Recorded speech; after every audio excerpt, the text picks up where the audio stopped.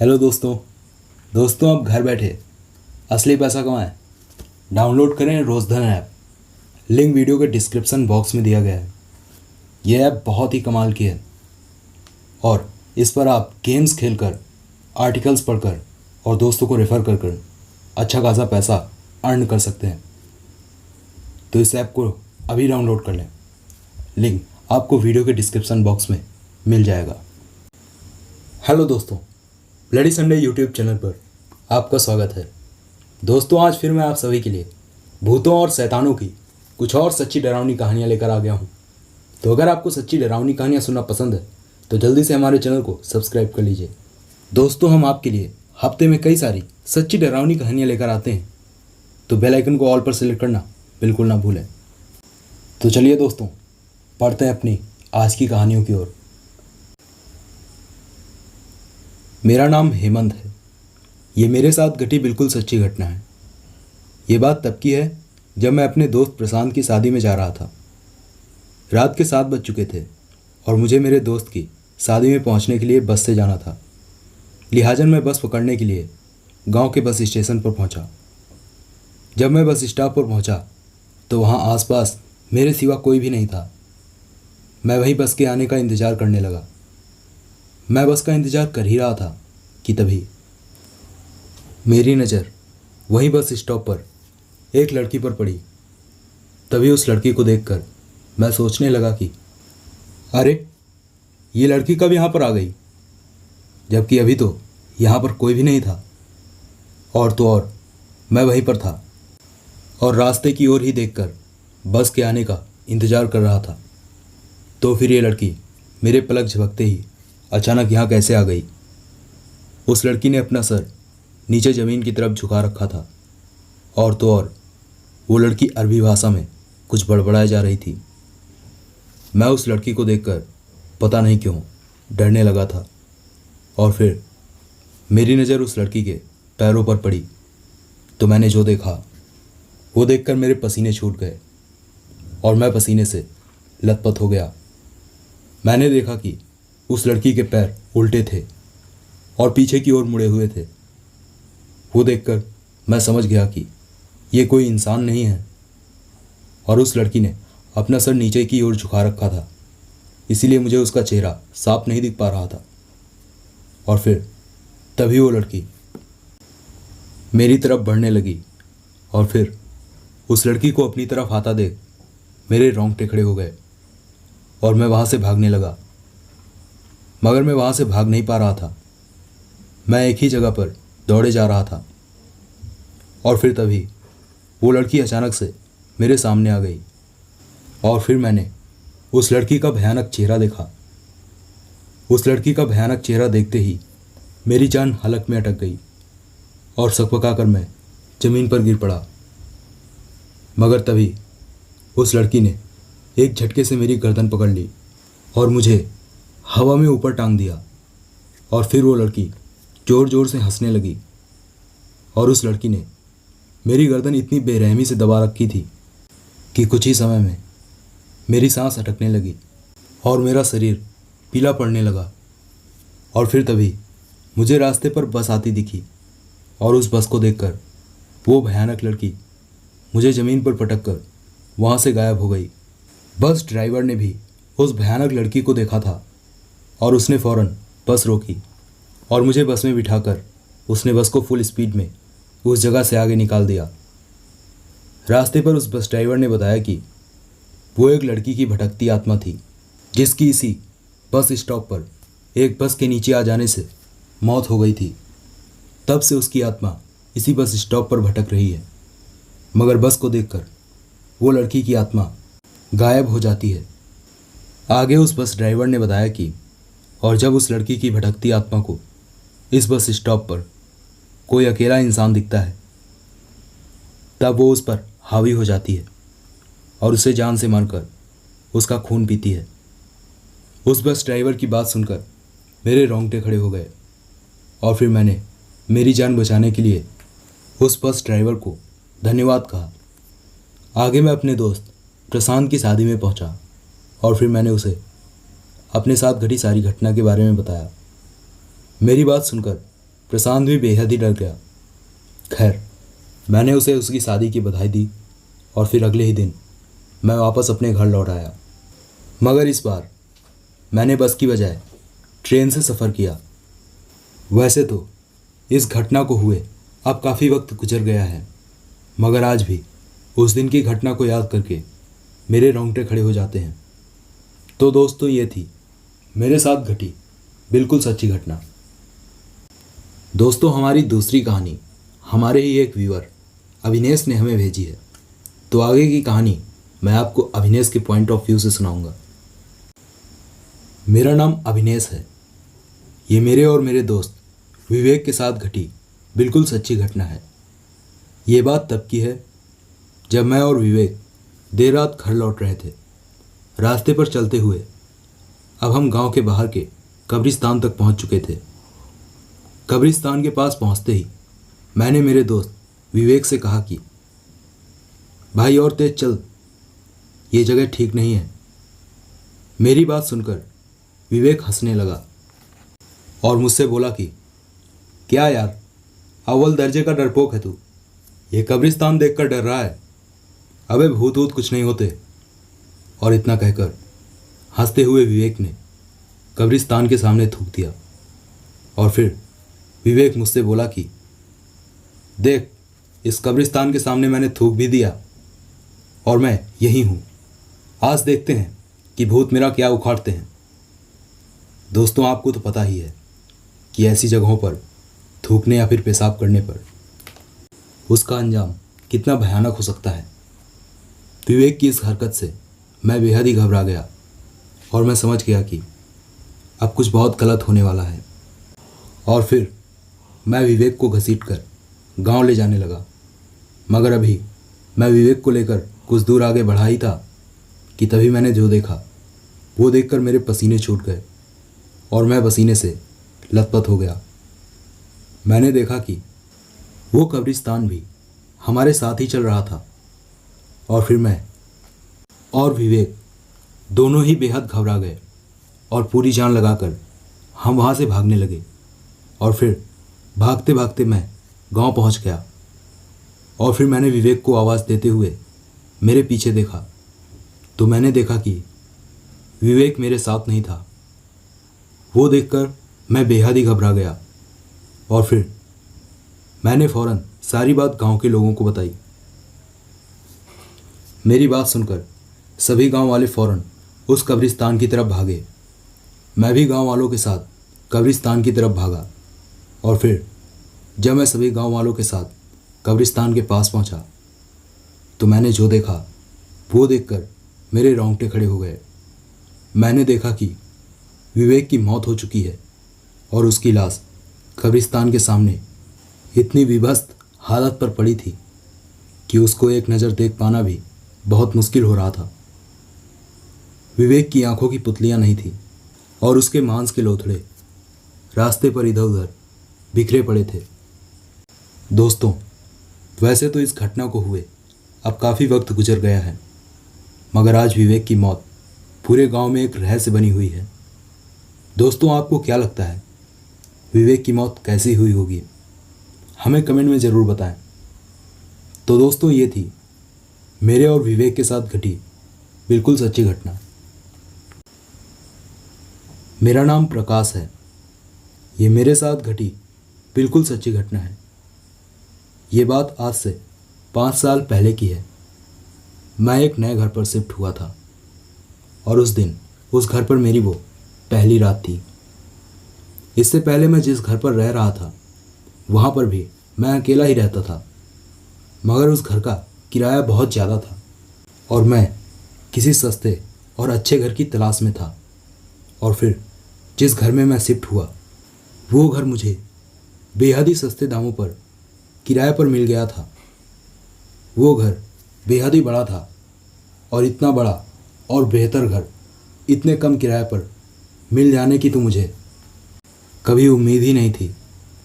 उस घर पर जाने से पहले मुझे इस घर के आसपास रहने वाले लोगों से पता चला था कि वो घर सही नहीं है और कई लोगों की उस घर पर मौत हो चुकी है और तब से ये घर बंद पड़ा है। आसपास के लोगों की बातें सुनकर सच बताऊं, मैं भी बहुत घबरा गया था।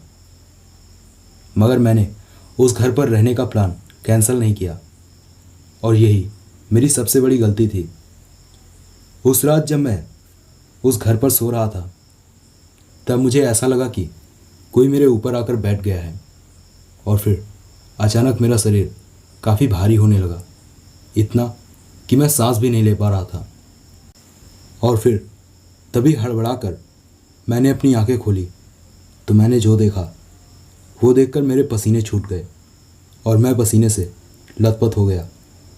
मैंने देखा कि मेरे ऊपर एक शैतान बैठा था जो बेहद ही आक्रामक और भयंकर था। उस शैतान के सिर पर एक सींग निकला हुआ था और उस शैतान की आंखें लाल थी, बिल्कुल किसी लाल बल्ब की तरह। और तो और उस शैतान के शरीर पर बेहद ही बड़े बाल थे और उस शैतान के दांत बेहद बड़े और नुकीले थे और उसके मुंह से बाहर निकले हुए थे। और फिर तभी उस शैतान ने गुस्से से मेरी गर्दन पकड़ ली और मुझे हवा में उठाकर उसने ज़मीन पर पटक दिया और फिर वो वहाँ से गायब हो गया। उस वक्त मेरी हालत इतनी ख़राब हो गई थी कि मैं ठीक से उठ भी नहीं पा रहा था। मगर फिर हिम्मत करके मैं उठा और अपनी जान हथेली पर लेकर उस घर से बाहर भागने के लिए दौड़ा। मगर अभी मैं कुछ दूर भागते हुए पहुंचा ही था कि तभी अचानक वह शैतान एक बार फिर मेरे सामने आ गया और फिर उसको अपने सामने देखकर मेरी चीख निकल गई और मैं सकपकाकर ज़मीन पर गिर पड़ा। और फिर तभी वो शैतान मुझे घसीटकर घर की छत पर ले गया और फिर उस शैतान ने मुझे उस घर की छत से नीचे फेंक दिया और फिर मुझे कुछ याद नहीं है। मैं बेहोश हो चुका था और फिर जब मुझे होश आया तब मैं हॉस्पिटल में था। मेरे सर पर कई टांके आए थे और मेरा दायां पैर टूट गया था और उस पर सड़न पड़ जाने की वजह से डॉक्टर्स को मेरा पैर काटना पड़ा। मुझे हॉस्पिटल पर उसी घर के आसपास रहने वाले लोगों ने एडमिट करवाया था। दोस्तों, उस घटना से ज़रूर मेरी जान तो बच गई मगर मैं जीते जीते भी मरने के समान हो गया हूँ। मेरे साथ घटी इस घटना के बाद मैं बस इतना ही कहूँगा कि भूत प्रेत होते हैं और हमें हमेशा इनसे बचकर रहना चाहिए। तो दोस्तों, ये थी मेरे साथ घटी बिल्कुल सच्ची घटना। तो हेलो दोस्तों, कैसे हो यार आप सब? कैसी लगी आपको आज की कहानियाँ? मुझे नीचे कमेंट करके ज़रूर बताना यार। आप सबकी कमेंट आती हैं तो सच बताओ ना, दिल खुश हो जाता है भाइयों। दोस्तों, आगे की कहानियाँ हमारे पिछले एपिसोड की हैं, तो अगर आपने वो कहानियाँ सुन रखी हैं तो आप इस वीडियो को यहीं पर स्किप कर सकते हो। और अगर आपने वो कहानियाँ अभी तक नहीं सुनी है तो आप इस वीडियो को कंटिन्यू कर सकते हो। हेलो दोस्तों, ब्लडी संडे यूट्यूब चैनल पर आपका स्वागत है। दोस्तों, आज फिर मैं आप सभी के लिए भूतों की कुछ और सच्ची डरावनी कहानियाँ लेकर आ गया हूँ। तो अगर आपको सच्ची डरावनी कहानियाँ सुनना पसंद है तो जल्दी से हमारे चैनल को सब्सक्राइब कर लीजिए। हम हफ्ते में आपके लिए कई सारी सच्ची डरावनी कहानियाँ लेकर आते हैं, तो बेल आइकन को ऑल पर सिलेक्ट करना बिल्कुल ना भूलें। तो चलिए दोस्तों, बढ़ते हैं अपनी कहानियों की ओर। मेरा नाम अभिषेक है। ये मेरे साथ घटी बिल्कुल सच्ची घटना है। ये बात 6 साल पहले की है, जब मैं एक साइकिल रिक्शा चलाता था। मैं लोगों को उनके गंतव्य स्थान तक छोड़ता था। ऐसे ही एक रात जब मैं साइकिल रिक्शा को चौराहे पर इधर उधर घुमाते हुए किसी सवारी की तलाश कर रहा था, तभी अचानक रास्ते पर जाम लग गया और मैं भी उसी जाम में फंस गया। और फिर उस रात जाम खुलते खुलते काफ़ी रात हो चुकी थी। रात के करीब 12 बज चुके थे और फिर जाम खुलते ही मैं वापस अपने घर की तरफ लौटने लगा, क्योंकि इतनी रात गए अब सवारी मिलना संभव नहीं था। इसीलिए मैं वापस अपने घर की ओर लौटने लगा और फिर मैं चौराहे से अपने घर की तरफ वाले रास्ते पर जाने के लिए मुड़ा ही था कि तभी मेरे पीछे से मुझे किसी की आवाज़ आई। वो आवाज़ किसी औरत की थी। और फिर वो आवाज़ सुनकर मैंने अपना साइकिल रिक्शा रोका और फिर पीछे पलट कर देखा तो मैंने देखा कि एक औरत जिसके हाथों में एक छोटा सा बच्चा था और वो औरत सफ़ेद साड़ी पहने हुए थी, वो मुझे रुकने के लिए बोल रही थी। वैसे रात काफ़ी हो चुकी थी और तब उस औरत की जगह कोई दूसरा होता तो शायद मैं उसे उसके गंतव्य स्थान तक छोड़ने से मना कर देता, मगर उस औरत के हाथों में एक छोटा सा बच्चा था और इसीलिए मैंने सोचा कि इतनी रात गए इस छोटे से बच्चे को हाथों में लिए ये औरत कहाँ जाएगी। और फिर अब सुबह तक उसे कोई दूसरा साइकिल रिक्शा मिलना बहुत मुश्किल था। फिर मैंने उस औरत के पास अपना रिक्शा ले जाकर खड़ा किया और फिर मैंने उस औरत से पूछा कि कहाँ जाना है मैडम आपको। तो मेरी बात पर उस औरत ने कहा कि वो मुझे रास्ता बताती रहेगी, मुझे सिर्फ उसके बताए रास्ते पर आगे बढ़ते रहना है। खैर मैं उस औरत को रिक्शे पर बिठाकर उसके बताए रास्ते पर आगे बढ़ने लगा और फिर कुछ दूर आगे चलने के बाद मैंने नोटिस किया कि वो बच्चा जिसे वो औरत अपने हाथों में लिए थी, वो तो जब से मैं उस औरत से मिला था तब से बिल्कुल शांत था, जबकि जिस रास्ते से वो औरत मुझे अपने गंतव्य स्थान तक ले जा रही थी वो काफ़ी उबड़ खाबड़ यानी कि खराब और टेढ़ा मेढ़ा रास्ता था और जिस वजह से रिक्शे पर बार बार रास्ते पर बड़े बड़े गड्ढों की वजह से जोरदार झटके लग रहे थे। तो ऐसे में जब कोई ठीक से बैठ भी नहीं सकता है तो फिर वो बच्चा सो कैसे सकता है। मेरा मतलब छोटे बच्चे अक्सर सोते से जाग जाते हैं तो रोने लगते हैं। वैसे मुझे पता था कि ये कोई उतनी बड़ी बात नहीं थी, मगर पता नहीं क्यों मुझे कुछ ठीक नहीं लग रहा था। और फिर मैंने रास्ते पर चलते चलते ही उस औरत की तरफ मुड़कर देखा और फिर मैंने जो देखा वो देखकर मेरे रोंगटे खड़े हो गए। मैंने देखा वो औरत अब बेहद ही भयानक हो चुकी थी। उस औरत की आंखें बिल्कुल सफ़ेद थी, बिल्कुल किसी सफ़ेद खोपड़ी की तरह। और तो और वो औरत उस बच्चे का सर खा रही थी। और फिर मेरे देखते ही देखते उस खौफनाक औरत ने उस छोटे से बच्चे का सर धड़ से अलग कर दिया और उसके सर को चबा गई। वो सब देखकर मेरी जान हलक में अटक गई थी और मेरा शरीर पीला पड़ गया और मैं चलते रिक्शे से ज़मीन पर गिर पड़ा और सर पर चोट आने की वजह से वहीं बेहोश हो गया। और फिर मुझे कुछ याद नहीं है। जब मुझे होश आया तब मैं उसी चौराहे पर, उसी मोड़ के पास बीच रास्ते पर बेसुध पड़ा था। मुझे नहीं पता मेरे साथ उस रात हुआ क्या था, मगर मेरे साथ जो कुछ भी हुआ और मुझे उस रात के बारे में जो कुछ भी याद है, मैंने वो सब आप सबके साथ शेयर किया है। उस घटना के बाद मैं कई ओझाओं से मिला और उन्हें अपने साथ घटी घटना के बारे में बताया तो उन सब ने एक ही बात बताई कि उस रात तुम्हारे साथ जो औरत थी वो एक डायन थी और वो तुम्हें मारकर खा जाने वाली थी, मगर उस डायन से तुम्हारी जान तुम्हारे कुल देवता ने बचाई है। तो दोस्तों, ये थी मेरे साथ घटी बिल्कुल सच्ची घटना। मेरा नाम विपिन है। ये मेरे और मेरे दोस्त अमित के साथ घटी बिल्कुल सच्ची घटना है।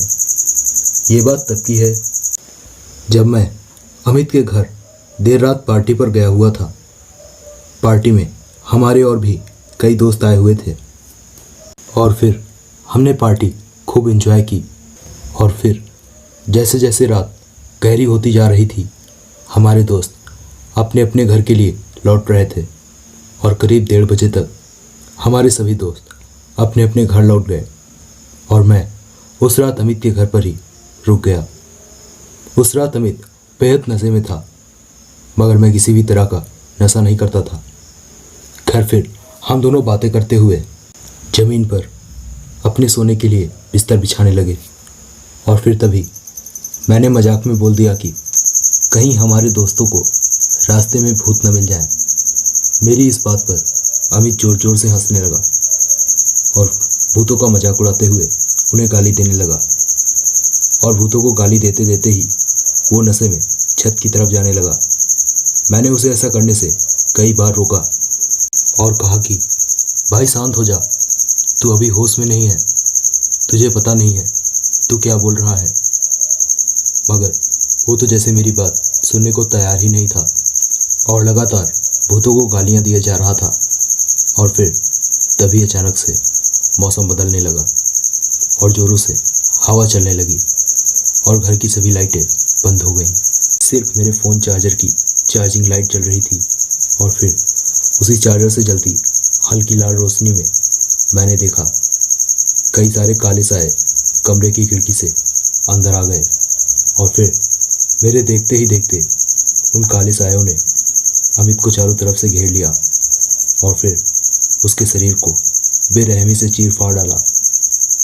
और फिर वो काले साए अमित के मांस के लोथड़ों को नोच नोच कर चबाने लगे और अमित की वही बड़ी बेरहमी से मौत हो गई। वो सब देखकर मैं सक पकाकर दीवार से चिपक गया था और चाहकर भी मैं कुछ नहीं कर सकता था। अमित की दिल दहला देने वाली चीखें सुनकर मेरी जान हलक में अटक चुकी थी और फिर डर और खौफ से मेरा शरीर पीला पड़ने लगा था और मैं बेहोश हो गया। और फिर मुझे कुछ याद नहीं है। जब मुझे होश आया तब मैंने देखा कमरे में खून ही खून था, मगर अमित की लाश वहाँ नहीं थी। उसके मांस के कुछ टुकड़े जमीन पर पड़े थे। वो सब देखकर मेरे पसीने छूट गए और मैं पसीने से लथपथ हो गया। और फिर तभी मैं अपनी जान हथेली पर लेकर अमित के घर से भागा और फिर घर पहुंचते ही मैं सुबह का इंतज़ार करने लगा। और सुबह होते ही मैं वो शहर छोड़कर अपने गांव चला गया। तो दोस्तों, ये थी मेरे और मेरे दोस्त अमित के साथ घटी बिल्कुल सच्ची घटना।